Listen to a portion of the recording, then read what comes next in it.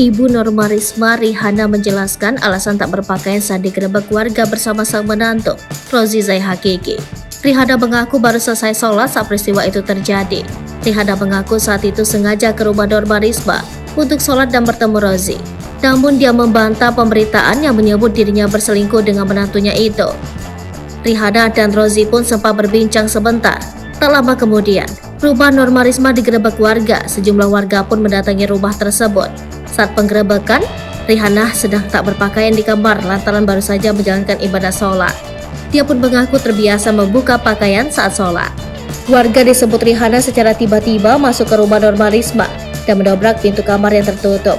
Hal tersebut membuatnya kaget lantaran baru saja ingin memakai pakaian. Selain itu, Rihanna beralasan dirinya tak langsung memakai pakaian setelah sholat lantaran sedang beristirahat di kamar. Namun warga secara tiba-tiba datang menggerebeknya dengan Rozi. Rozi yang sedang berada di kamar mandi kemudian keluar untuk memeriksa keributan yang terjadi. Melihat situasi tersebut, warga menduga Rihanna dan Rozi telah berselingkuh dan berbuat zina. Namun Ibu Normarisma itu dengan tegas membantah semua tuduhan.